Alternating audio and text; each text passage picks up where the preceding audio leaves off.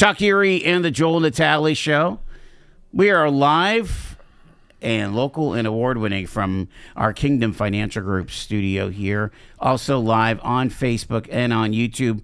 Mondays, we break down all the politics with our guru, Dean Pepicello, the Harbor Creek Township Supervisor. How are you, Dean? I'm great, my friends. It's wonderful to see both of you. How are you? I'm doing well, we're going to have a big coverage of the Pennsylvania downtown folks that are in town. Okay. At the convention center. We're kind of covering that.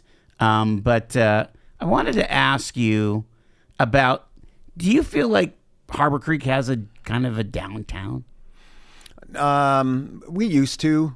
The village of Harbor Creek was our downtown, but as time has gone on, just development has moved west to Buffalo Road. We do not. So a lot of people ask, we have some sidewalk districts and this and that, but that's not what we are. We're the suburbs. We're a driving community. That's who we are. I'm sorry. I shouldn't apologize for it. So the idea of having smart streets and slowing down traffic, it's just not our thing. Yeah. We encourage marginal access, so you're not at every stop on Buffalo Road, you want to share access, so you're coming out at a traffic signal for the ease of congestion. Yeah. And you know, we have a plan for the village to be back to the village, but you can't force things.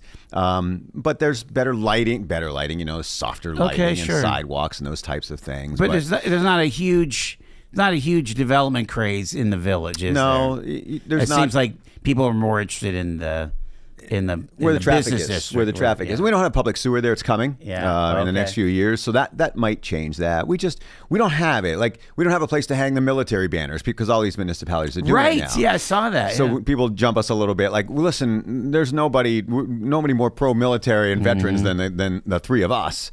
And most of Harbor Creek, we have a different plan. We're going to have a wall, we think, on the township grounds eventually and honor that way. But you can't have people looking at military banners going by 45 miles an hour. You can't do that. Like, that doesn't work. No, it doesn't work, right? People are like, how come you don't do it? They do it in Wesleyville. Because Wesleyville's this small little tight community of two lanes. And that's why they do them there. So, no, we don't. I lament it a little bit. You know, I love kind of Northeast and Girard and, you know, all those little boroughs. But it's not what we do. We went camping over the weekend, my wife and I, and we're going through, you know, Union City and Titusville and Tionesta and on the way down to the forest. And you're right, those cute little towns, they slow down the traffic to 25 or 30.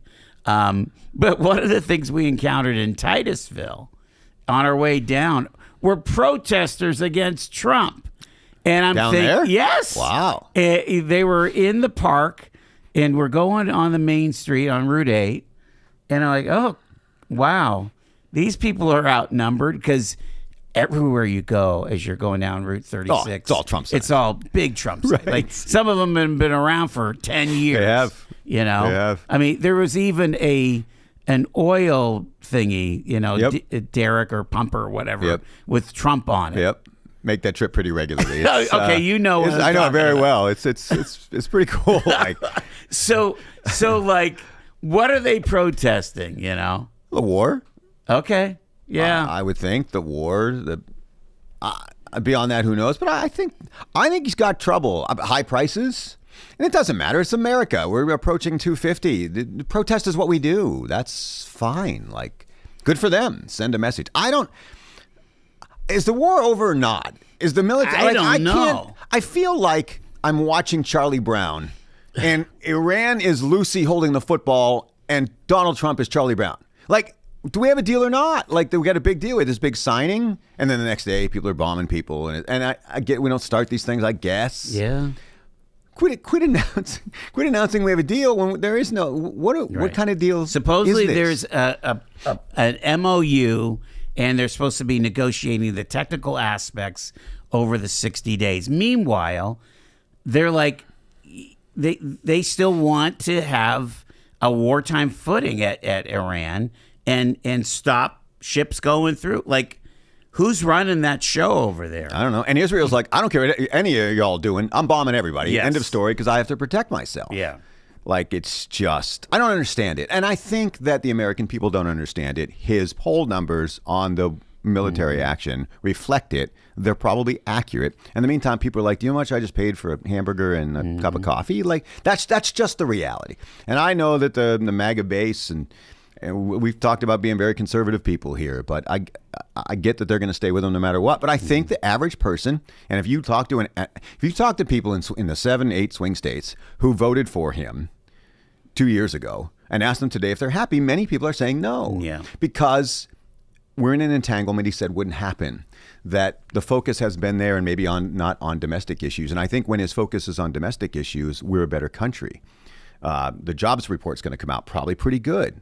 Right? That's fine. Like, the economy's doing well that way, but people are paying too much. That's the reality. I know gas is coming down. I'm convinced that he has this thought that kind of stuff, that jobs reports and even the markets is boring compared to like what you've said all along. He wants to leave his name. He does. As a legacy. He wants to be on Mount Rushmore. He wants to be consequential. Who doesn't?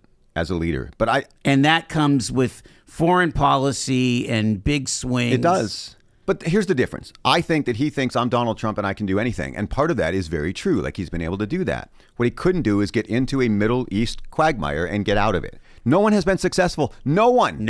In the history of this country, no one has been successful in the Middle East. You can have your actions. You can knock down the bad guys for a little while, blah, blah, blah, blah, blah.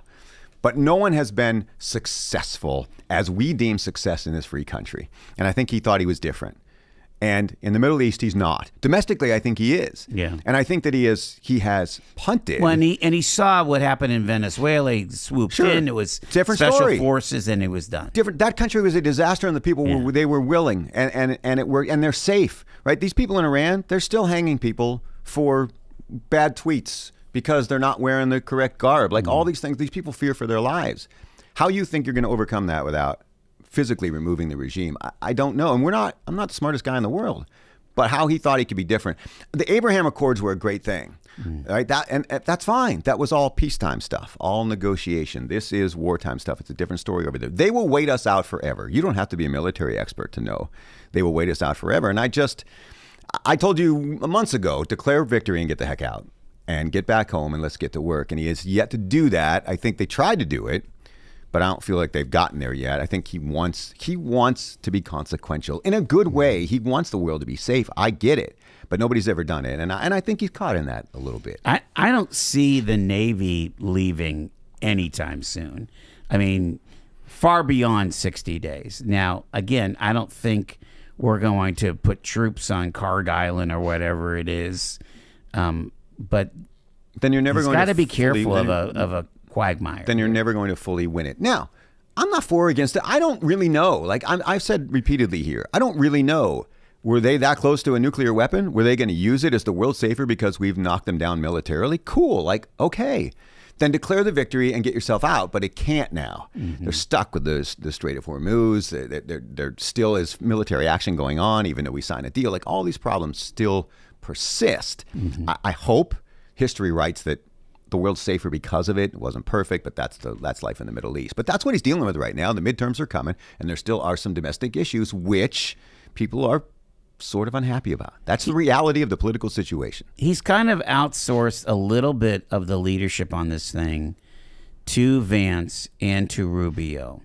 J.D. Vance was supposedly the force behind the MOU. Rubio talking to the other Gulf states. Again, it's like he's playing, The Apprentice, but on the global stage. He said it. One of the funniest things he said, I think there was a cabinet meeting or something, and J.D. Vance was there, and he said, I'm sending J.D. Vance out to do this. If he knows, if he does well, I'm going to take all the credit, and if he screws it up, I'm totally going to blame him. And it's just funny. Like, that's Trump being Trump. It's very, and it's true, but that's the reality of what he thinks at this point. They're working together. They're doing everything they can. We'll see how it plays out. I'm just telling you, a fair analysis of the American public is like, man, what are we doing? Well, how do you think, again, on a sheer political analysis, how do you think Vance and Rubio are coming out with this thing? How are they looking? I think they look strong. I think this was a, Donald Trump decision, right? He would tell you that. I think they both look competent. likable, strong, and the leading candidates.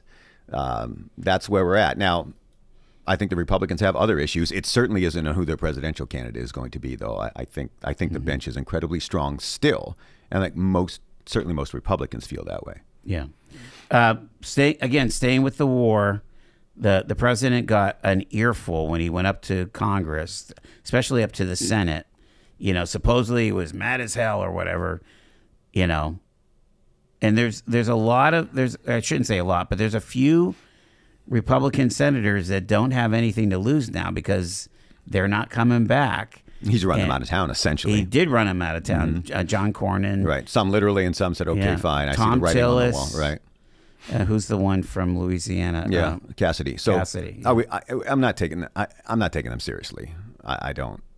At this point. You're not taking the senators seriously? I'm not taking those senators seriously. They have an axe to grind. What about at this point. Thune? I mean, we've got hosts on this channel that are just totally ripping John Thune up one side and down the other because he hasn't been strong enough towards with on Trump. The SAVE Act. Because the whole tit for tat thing on that particular deal. Okay, I get it. Many of them have to face re-election. Back in their districts, there's still an issue. They're underwater on a lot of these issues, Joel. That's what so they get pressure from Trump, who can control their fate. He has proven that. He is probably the kingmaker of all time in one party, in the Republican Party. And at the same time, they're facing their constituents and a 29% approval rating on the things that Trump is telling them to do. So these senators are in a very difficult position. They're trying to balance. Trump doesn't accept that. It's my way or the highway. And the rest of them are like, well, if it's your way, then I'm probably going to get beat. And I don't want to get beat. So they're in a very difficult position. And I think they're trying to do the right thing. But that's politics 101. They have to face it. They got to deal with it and ultimately have to make a decision. They'll still try to find a middle ground, but Trump will have to accept it for that to happen. And I don't know if that will happen. I think we've talked that over in the House, it looks pretty bleak for the Republicans in the fall. But the Senate is a different story, even with things like, let's say, Susan Collins were to lose. Right now, the Democrats would have to win 4 seats to take the Senate over. Do you think that's a bridge too far, or can the Democrats do it? Senate is probably a bridge too far, and the map gets better as time goes on, even in the next election. I think it's too much. And I think here's why. The Democrats continue to be handed a winning hand, and they throw their 2 aces away and come back with a 2 and a 3. They elect socialist candidates, which is an aberration on the 250th anniversary of this country. And I get they're in districts which don't reflect the rest of the country. Yeah. But they continue to struggle. It looks like Kamala Harris is going to run for president again. Are you kidding me? You know, how do they think these things are good ideas? James Carville said it over the weekend. Did a great interview on Fox. Said, what are we doing? I don't support any of these people, any of these socialist candidates. I don't support Bernie Sanders and what he's doing. So there is a ton of infighting. So the Republicans continue, whether there's some infighting on their own, they continue to get handed, I think, a platform that they can run on, continuing to say we're not them. And that has gotten them elected in the recent past. So can it happen again? Again, you'd have to overcome history, and history would tell you the party out of power, in power, has only stayed in power in the midterm elections 3 times. So I think there's too much to overcome at this point. But maybe the Dems will continue to do them a favor. We're going to go to break here. Our phone number, 814-679-1080. When we come back, Dino, I want to talk about the socialists in New York and Mandami. Could he be the real leader of the Democratic Party? Plus, we're going to talk about Josh Shapiro. Yep.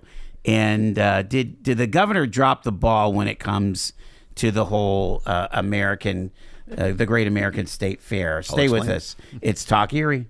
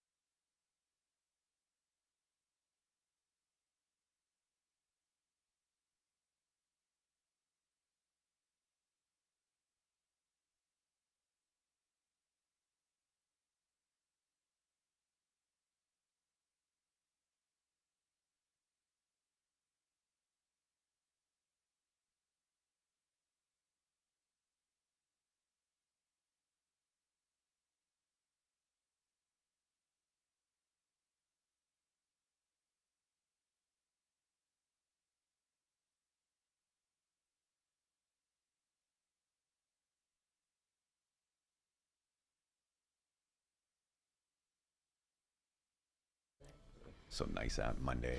Dino's with us here. We're talking politics, and let's grab a phone call here. Hi, you're live on Talk Erie with Dean, Joel, and Cheney. Good afternoon, ladies and gentlemen. In reference to the last discussion that you've been having about the Republicans and the Democrats, what I think Dean doesn't understand is the Uniparty is exerting its control over the Democratic and the Republican Party. And I'll just give you one instance that is a tell-all. And it's not the SAVE Act, because Thune says he doesn't have enough votes. Okay, whatever. He doesn't want to corral the votes. He doesn't want to limit campaign funds to the people who won't support it. Fine, like they did in the past. Mm-hmm. Recess appointments. They haven't allowed Trump to do any recess appointments. Mm-hmm. And in addition to that, I mean, all the presidents have used that to appoint members in their cabinet and their administration, but they're not allowing Trump to do it, and for a good reason. The Uniparty is not going to allow the dismantlement of the deep state. And I know you think the deep state is some aluminum foil hat joke. But no, they take care of themselves. I get it. Yeah. The Uniparty, they've thrown the blinders off. They don't care anymore. They're going to do what they want to do, and they're going to do it. It's sort of like Congressman Kelly's investigation of the Butler incident. They didn't investigate jack down there. They didn't. The FBI and the DOJ. They didn't give him the necessary information. And Kelly was pretty furious about that. Kelly was genuinely furious about the lack of cooperation from the administration. It's the Uniparty. They don't care anymore if people know about it because of I don't know, social media, the Joe Rogans of this world. They don't care anymore. Okay. They're going to do it, and they're going to do it right in your face. I appreciate it. That thanks for the take. Appreciate it very much. Bye bye. We are. There's a rush to the extremes. You mentioned the New York socialists winning, actually beating, in the Democratic primary, legitimate minority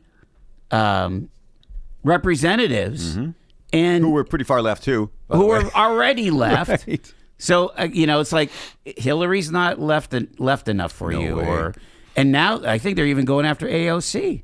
Really? Yeah, I have to do more research. This Chevalier woman. Oh my goodness! Whatever Yes, is like she's quoting Lenin, right? Not John Lennon. Not John Lennon. And Stalin and Karl Marx. I mean, I'm not sure they understand. Do they think that socialism is this just happy thing where all the people that are rich, they're going to take all their money and give all the people to poor, and everybody's going to be the same? Is that what? And then we're all going to sing Kumbaya, and the world's going to be a better place? Do they? I mean, I don't understand what they really believe. Where has it worked? Why? The founders we talked. But Dean, 750. These representatives represent about 750,000 people in each congressional district. Did you see how few people actually voted in that Democratic primary? Right. You win with 36,000 people. Okay, but I get it. They're elected. And Mandani said today, this is the future of the party. We can win anywhere. That's what he said. Democratic socialists can win anywhere. That's what he said today. Are you kidding me? People better start paying attention. It can happen. Well, and this is how Mandani won. Exactly. With a tiny little chunk of the electorate. It can happen. If people are disappointed, if they don't believe in the leaders that they voted for originally, if they let them down, if they fail them with promises, people will turn to dynamic leaders, even if they don't agree with them. That's what's happening. I get the districts are different, right? It's not. We're not in Northeast. Yeah. Like, I get it, but it can happen. Like what he said is possible, and people better start paying attention. You're live on Talk Erie. You just got like a minute or so. I know, Joe. We got very verbose Italians all together trying to get their point made. The one thing is to back up what that other guy said. That's exactly right. It's a uniparty. These guys that run the fence, and when it comes time to election, just get me elected again. We're gonna get this passed. Just get me elected again. Meantime, they're voting like they're Democrats. And yes, socialism. Again, where did it work? Where is it so great? Why are people leaving America and going to where the socialism is? Seems like everybody leaves socialism, comes here. And they'll do whatever and break laws and limb and whatever and go broke to come here. Why they want to come here? Because this socialism's different? I don't think so. We're heading that way, though. I just wonder, do the independents, are they going to sit home come election midterms? Yeah, I don't see a whole lot of enthusiasm anywhere in the midterms, maybe except on the extreme left. Do they want socialism? Do they want this craziness? Do they think that more people are sending homeless people here and overloaded our homeless shelters because we have better services here? Yeah, the problem is by the time you realize socialism's go ahead. Running out of money. These people, they're looking for money for now we got the heat coming. We need water. We need cooling and this and that. Because these evil rich people. I got to roll. I got news at the hard break. Thank you, sir. God bless. Yep. Socialism. I think it just is pushing everybody to the extreme edges. Dino's with us. Got our hard news break here next. It's Talk Erie and the Joel Natale Show on a Monday.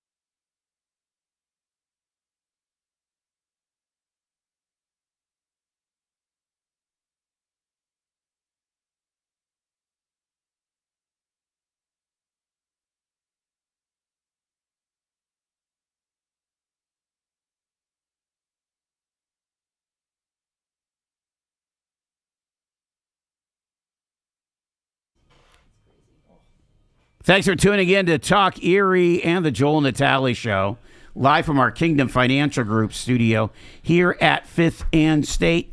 It's Mondays with Dean. Dean Pepicello joins us as we break down the politics. But I want to take a second here, Dean, to recognize the loss of one of our colleagues here. Again, I'm sure you didn't see eye to eye politically, but I found him to be a kind person and always really respectful.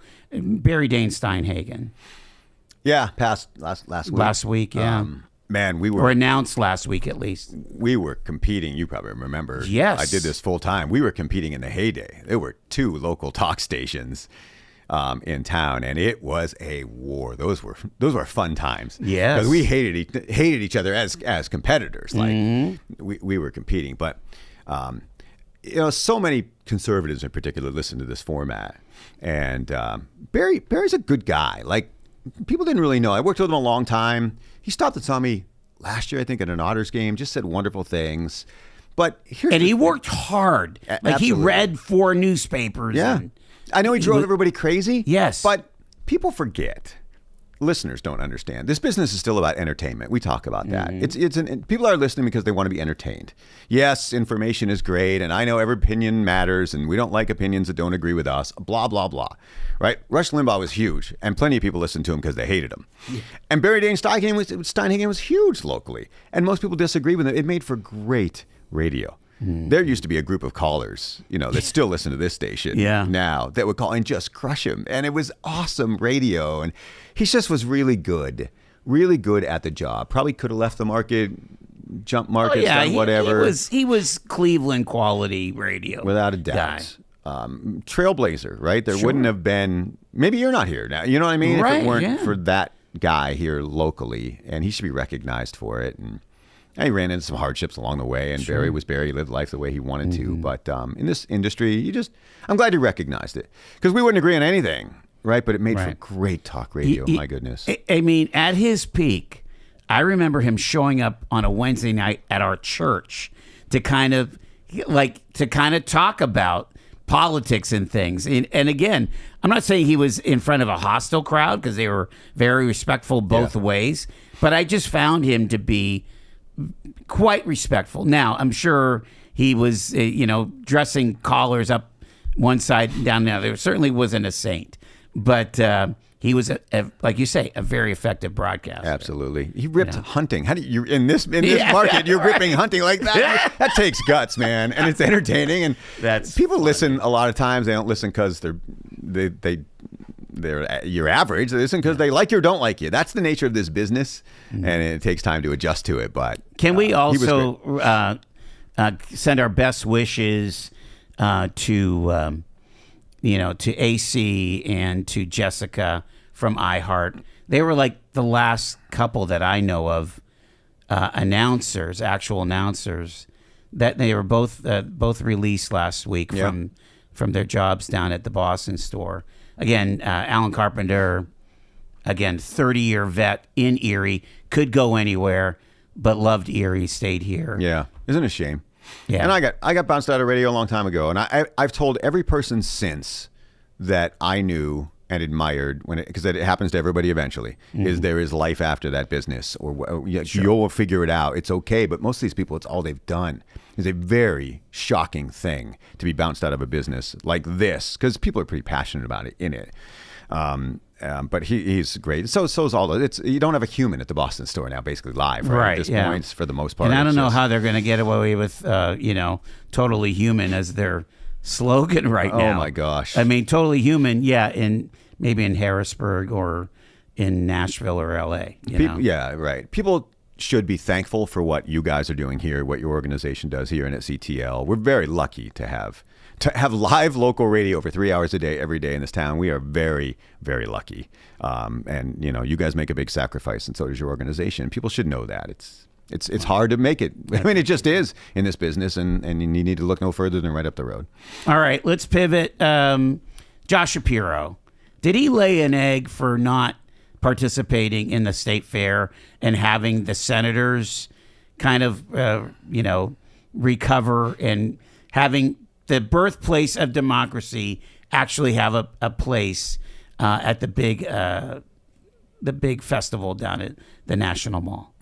Because Pennsylvania didn't have a booth in Correct. D.C.? Yeah. Well, define lay an egg. Can you do that? I think he was fortifying his Democratic bona fides by resisting anything that Trump was behind, and that included the Freedom 250 and the whole deal. Exactly. That's exactly right. So did he lay an egg? Not by his standards. By his standards, I think he might as well have announced he's running for president, making that decision. It's your state. It's Philadelphia. It's the birth of the Declaration. Birth of the whole place. Like, you know the implications by saying, screw you, we're not coming, I hate Donald Trump. So would he do that if he weren't running for president? The dude's running for president. And I think he's got to play to his presidential California, base. Gavin Newsom figured out a way to be there at the state fair. Yeah, he's got to... Okay, and he's going to get punished by his base. That's ridiculous. That's what's going to happen. Well, that just brings up the whole other big issue of we can't be proud of our country if our guy isn't in office. That's A, how much they hate Donald Trump, and B, how much they want to be president. And how much that's how different their base is. They can't... But the base is saying, I can't support this because it's Trump. Could define the base. It's America 250. It's all of America. No, man, it's far left Democratic voters in swing states. That decision was about 250,000 people. That's what that decision was about. But it's true. That's gross, though. That's how he gets elected president. He can't be elected president if he doesn't win a Democratic primary. He already has the issue of being Jewish, and he's got a huge problem there. That's a far bigger problem because the Democrats are turning on Israel and the Jewish state every day. I mean, in massive numbers, and they're saying it out loud. The part that they said quietly, now they're saying out loud. So Josh Shapiro has no chance to win a primary if he hugs Donald Trump at all and he's Jewish. And he can only control one of those things, really, at this point. He showed up. Governor Shapiro showed up at Dave McCormick's Energy Innovation Summit last year. And Trump came too. President Trump came too. Now, McCormick's doing another thing at the War College, Senator McCormick. And President Trump is coming again. I would be shocked if Governor Shapiro shows for that one. No, I doubt it. How much the Democrats must hate John Fetterman. He immediately gets in bed with Dave McCormick, says, I'll save this thing. It's the right thing to do. You're talking about Josh Shapiro is probably the most popular governor in the country. He's certainly in the top 5, right? Okay, sure. His approval rating is over 60%. Mm-hmm. He's outraised his opponent 30-1. He leads by 35 points in the poll. He is one of the most popular. His legacy could be phenomenal, right? He's following some governors who weren't very good. Tom Wolf was terrible, I think. And I think Tom Corbett struggled before then, right? Yes. He's got a chance to be a Pennsylvania legend. And it would have been easy for him, I think, to you ride around this entire state. Josh Shapiro is the face of America 250. He is. He's done that really well. But he wants to be president. And he is punting all of that or sacrificing all of that for the base in a Democratic presidential primary. Yeah. That's what's going on here. That's how bad I think he wants that job. So he can win in Iowa and New Hampshire. Yes. South Carolina. Just my opinion. Illinois. Just my opinion. But we're gonna kind of go fast. Caller, you're live with Dean and Joel and Shaney. Go ahead. Yeah, you two are behind in the news as usual. Josh Shapiro has announced that Pennsylvania will participate in the state fair. So, we can move on from that topic because Josh Shapiro said he's going to participate. After the other two saved the day, but okay. Well, what makes the difference, Dino? I know all you ever talk about is how the callers don't know what they're talking about. We don't know politics, but I'm telling you that he said it. I don't care who saved the day. What makes it different? So he got shamed into it, though. That's all I'm saying. Clearly, he got shamed into it. Let's talk real quick, about how the Supreme Court smacked Trump around today. Yeah, on the whole thing with the late ballots, right? The late mail-ins. Well, with that, they refused to hear the E. Jean Carroll case, so he has to pay that. I think he lost a couple other cases. So, I know Dino thinks we have kings in his country, but we don't. So I was very happy to see Trump get smacked around today. No one deserves it more, and there's still moss snag growing in the reflecting pool too. So we'll have to see how many more millions that'll cost us. I wonder if he's down there rooting for the algae. There, Joel. Thanks. I can see Bill down there rooting for the algae with those people. Are you? Let's go algae. Let's go algae. That's awesome. Yeah. It's so funny. Oh my I gosh. did see I thought Amy Coney Barrett basically writing the decision for the majority and jumping onto the. I find that one interesting. You know that I'm like you. I really don't believe in this whole mail-in thing. I think that we should go back to what we had, which was full excuse. That There are plenty of excuses that you can use to mail in ballot. I don't like it. I think it's ripe for fraud. So I wish they would do away with it. But absent that, that's not going to happen. We're not going to go back to that. I don't think. I don't like it, but I also don't hate it. Like, I know the key is election day, right? It's election day. You got to have your decision by election day. But does anybody trust the U.S. mail at this point? Like, if I put my ballot in the mail 30 days early, I'm still not comfortable that it's going to get there. I don't know if it's going to get there at all. So there is that particular factor. I don't know how big of a deal it is. And they should really send it back to the states. Elections are done in the states. The states can make those decisions. I don't know how they want to handle. And I always like that. That's fine. So I don't love the decision, but I love that I can vote for a state representative who has to make that decision. That the people have more say. So there's a lot more to that decision than just, well, it's a bad day for Donald Trump. I get it. But if you look at the micro issue instead of the macro, right? I don't. Now he I don't did have there's that huge consequential ruling about the temporary protective status for Syria and for Haiti. And they're saying about 350,000 folks would be impacted by that. The point being that if you're here on protected status, you could have moved to a more permanent status, whether you apply for naturalization or something while you've been here. Some folks have been under that status over 10 years or more. And so that's the kind of the question, right? Immigration seems so easy to me now, right? You've shut the border off. Anybody getting now has to go through a process. They've said that. Throw the bad guys out. I think we can find them. They've done a pretty good job of that. And let's have a process for the rest of the people. Just let's go. All right, let's find out who you are. Go through that process. It just seems like a pretty simple issue to me that continues to be treacherous for both sides. Well, you look at the amount of violence that is happening in New Jersey, other places. We had violence in Minnesota with DHS. It's Trump hatred. It's Trump derangement syndrome, I think. I just think it's a simple problem.